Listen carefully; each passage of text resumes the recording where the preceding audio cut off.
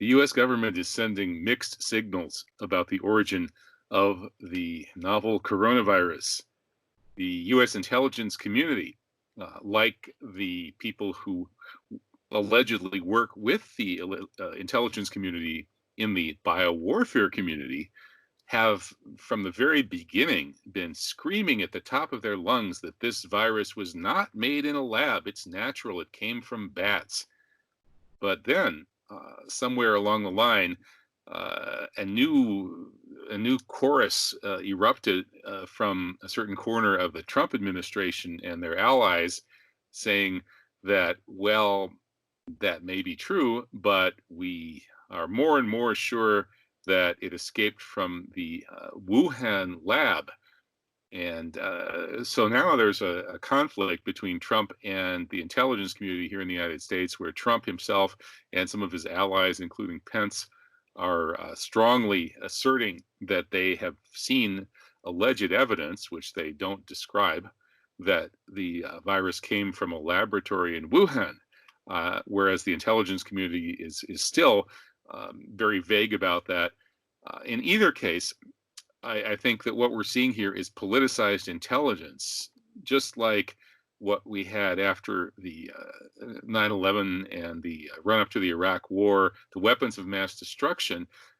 In that case, the intelligence community did not have any reason to believe that there were any weapons of mass destruction in Iraq. And likewise, much of the intelligence community, the part that was actually aware of things, understood that 9/11 itself had been a false flag.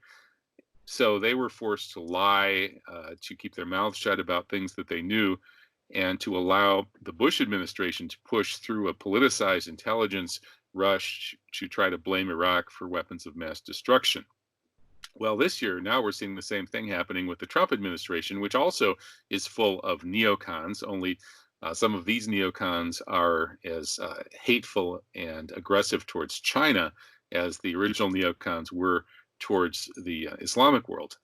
And so these people are now trying to blame this COVID-19 crisis on China.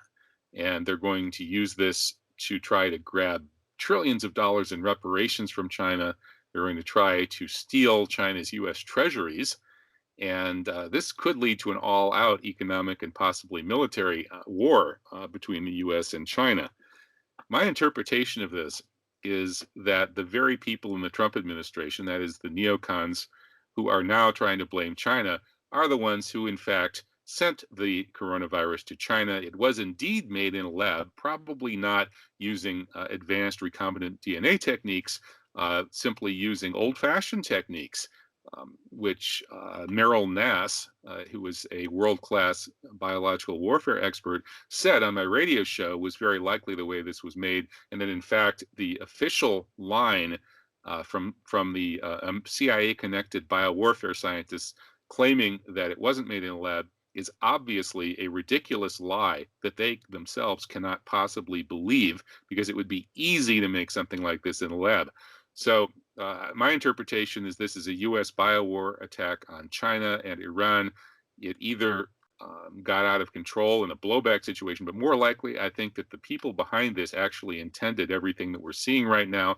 Those people want to wreck the entire world economy to take down China. They know they can't wreck China by making it race specific or they'll get caught.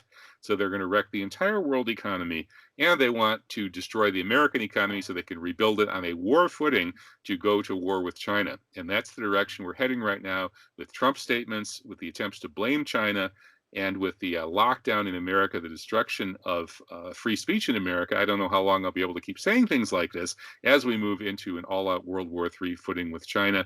And all of this is based on the U.S. biowar attack, which is what the coronavirus really is.